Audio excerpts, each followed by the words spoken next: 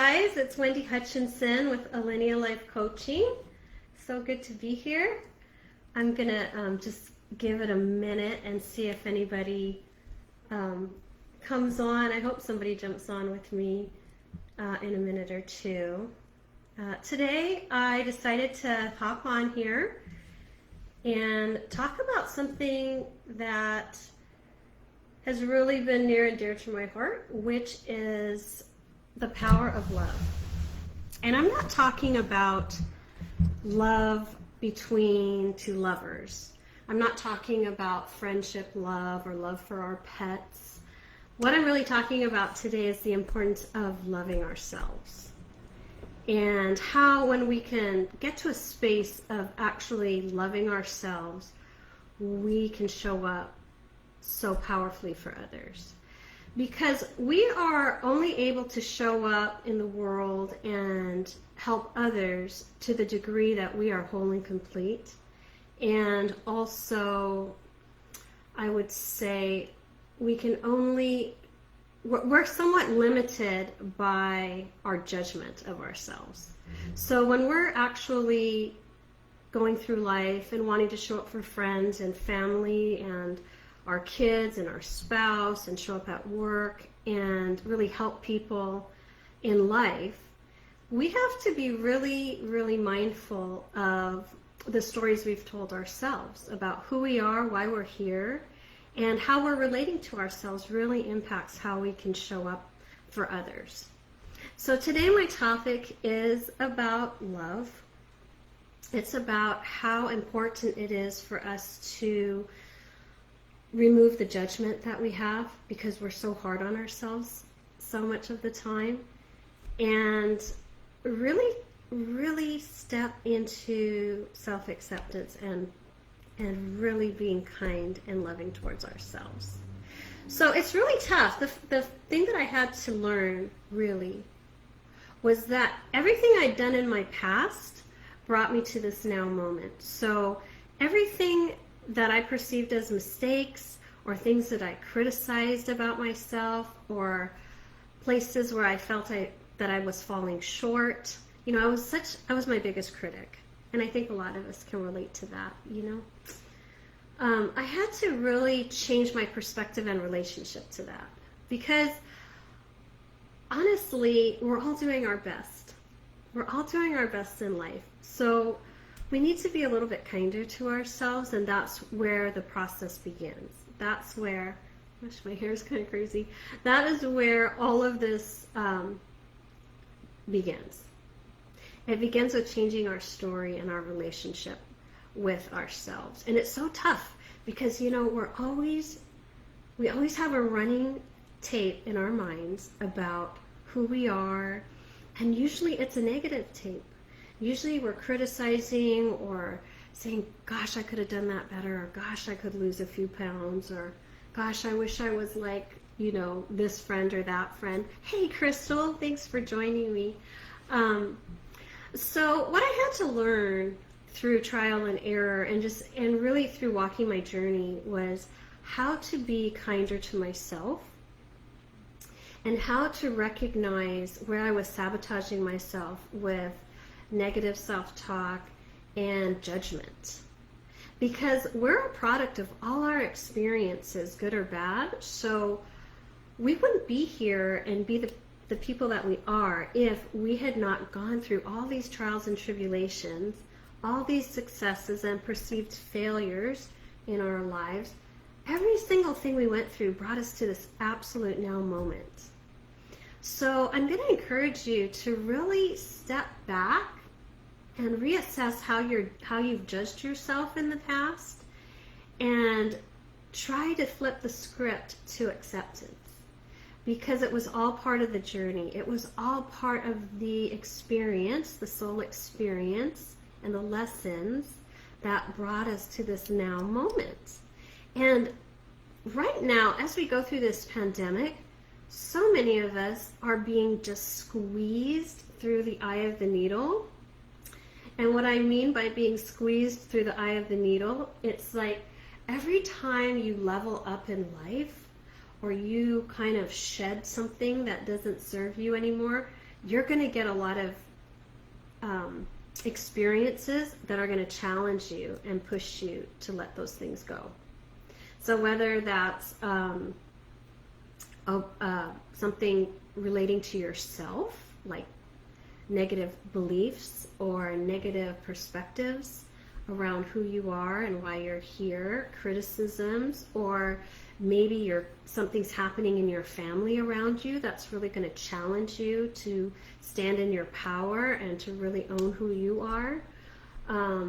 We can go through fears around loss, loss of stability, loss of knowing what the future holds, and the angst and stuff that brings with it. There's so many things that we're all going through right now, and it's really triggering us so that we're going to let go of things that aren't aligned with who we are, and force us to respond in a more elevated way. And what I found is, as we kind of heal our inner wounds, and as we kind of change our story and work on ourselves and learn to accept and love ourselves and change that pattern of criticism and tame that inner critic, we can show up in a more powerful way for the people around us. So what that looks like for me as far as self-love was learning that my time and matters, that I matter, that I add value here on this planet, as we all do, and also recognizing when I was showing up with misplaced compassion. Because misplaced compassion often gets confused with love. You think that you're responding from a space of love, but you're actually responding from a place of misplaced compassion. So I'm going to give you an example of misplaced compassion that happened a few years ago. I had this little dog, and she was a train wreck. She really was. She weighed about 8 pounds, and she drove us crazy. She was high anxiety, and she really drove us crazy. But we had the dog for 11 years, and it was finally time, to put the dog down. And sometimes showing up with love means you have to think outside of yourself and do something that is going to cause you emotional pain, but is going to benefit the other person, right? So it was time to put Louise down, my dog. And I called my husband and I said, honey, you better get down to the vet because this is it. I'm putting her down today. And she was suffering. She had a lot of medical issues, and she was like a train wreck. And so my husband comes down to the vet, and she'd been suffering for a long time, like a long time. She was a mess. She was a mess, you guys. It was time. And my husband comes down to the vet, and he's like, the vet talks him out of it. And he's like, we'll do whatever it takes. We'll give her special food. Well, the emotional discomfort was so much for him that he felt it was the loving thing to save her. But you guys, there was no good ending here. She was dying, my dog was dying. And so I was so mad. I'm not gonna lie, I was so mad. But anyways, we brought the dog back home, and she just got worse. She just continued to suffer and suffer. So sometimes what I'm saying with misplaced compassion, and I had to wait till he left town, and then I took her to the vet and put her down, because I knew if I called him again, he'd keep saving her life, But what happens sometimes with misplaced compassion is we feel so uncomfortable with something that's happening, and we do this a lot with our kids too. Like parents, we're all guilty of it. We feel so bad watching our kids suffer, or in this case, the dog suffer, or whatever. Or we're so emotionally uncomfortable about how this is going to play out, if we let it play out, that we jump in and intervene in the name of love to save or rescue somebody in our lives, or our pets, by not putting them down or whatever. And what we're doing that's not love. What we're doing is misplaced compassion. because what we're trying to do is make ourselves feel better because the discomfort is too great by intervening and saving and rescuing and fixing. So where I'm going with this is sometimes responding in love is going to cause you some pain. And you have to recognize that and understand why you're doing what you're doing when you're interacting or showing up for somebody else. Sometimes it's misplaced compassion, which isn't healthy, because the other person continues to suffer, or maybe they don't learn their lessons that they're supposed to learn from going through this really difficult experience. And if we continue to save and rescue, all it does is it prolongs and drags out the outcome or the lesson that needs to be learned, or the dog suffers for another year or 6 months or 3 months, and it's really not good for the child, it's not good for the dog, it's not good for whoever you're trying to rescue. And the people who do this think they're doing it from a place of love. They're not. They're doing it from a place of misplaced compassion. So what we need to do is figure out how to be okay and sit in that emotional discomfort, how to heal ourselves when we're feeling those emotionally uncomfortable things, because those are guideposts, right, that are telling us, gosh, you have some work here. How come you can't sit in this emotional discomfort? What's it triggering for you? And it's usually something from your past or a trauma or something. Maybe you've never learned how to sit in emotional discomfort. But as we heal ourselves, and as we learn how to sit in that fire, and as we learn how to really be present to our feelings and identify where they're coming from, we start to heal. We heal our wounds, we heal our stories, we heal ourselves. And as we heal ourselves, our self-love starts to grow. We start to become a little kinder to ourselves. We start to recognize that judgment and all those harsh narratives that we've held on to about ourselves aren't true, and we start to recognize the pattern of when we start doing that and we self-correct. And the reason I'm bringing this topic up is I was at Walmart. I was at Walmart getting cosmetics last week, and this middle-aged woman who looked very exhausted and overwhelmed was helping me, and she was telling me how she has nothing left to give herself because she is so busy. Everything she does is for her family. It's for her kids. It's for her family. She does everything for her family. She has nothing left to give herself. And you know, you can't pour from an empty cup. And of course, I'm just paying for my cosmetics, you know, so I don't have time to like really tell her, no, you have to really love yourself first, because if you fill your bank and you heal yourself, then you're not pouring from an empty cup. You're able to pour love into all the people around you and still have a full fountain and well of love within yourself. So instead of emptying your cup as you're pouring, when you're whole and complete and you're loving yourself, your love and heart is so open and so expansive and so full that you're able to continually give because you're continually whole and complete. Your capacity for helping others, your capacity for loving, your capacity to show up for everyone around you is magnified because you're so whole and complete and you have learned and mastered the act of self-love. I don't know if that makes sense. I hope it makes sense. So anyway, my message today is it's really important for us to understand the value of taking care of ourselves, of loving ourselves, of pulling our energy back a little bit and keeping it as a reserve for ourselves. Because we're so used to rushing in and saving and giving and doing and carrying the world on our shoulders.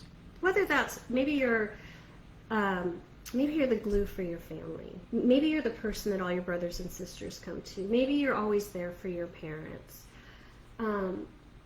Whatever it is, if you don't take care of yourself, if you don't set boundaries, if you don't fill your cup, if you don't recognize how depleted you are becoming because you're so programmed to give everything away, eventually you will have physical issues, a mental breakdown, a nervous breakdown.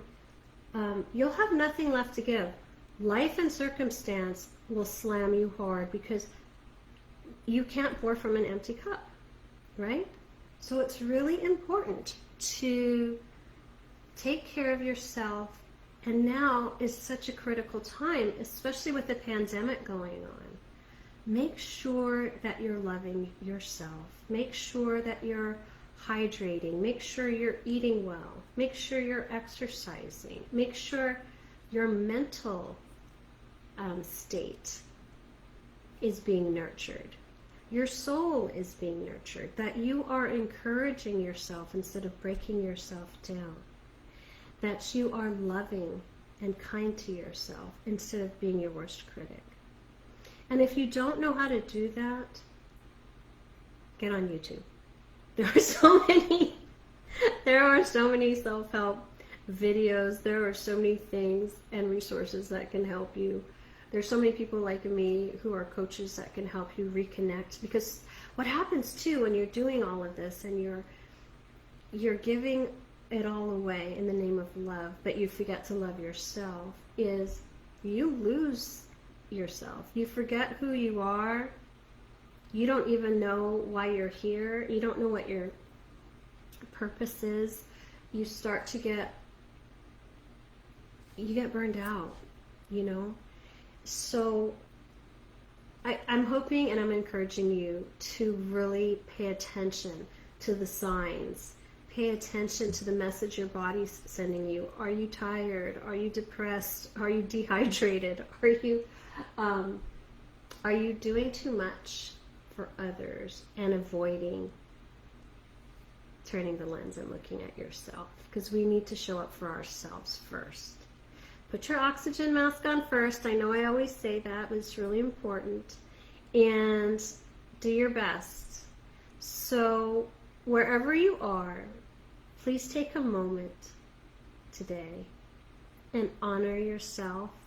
Tell yourself that you love yourself and believe it. Believe you're worthy of it because you are enough. You're doing enough. You are doing probably more than enough. And you matter. You matter. You're worthy. And you're doing fine. If you're doing your best, you're doing fine. You know, don't be so hard on yourselves. So anyway, that was my quick message. I just wanted to share with you all. I hope you guys have a great day, and I hope this helped a little bit. Be aware of misplaced compassion.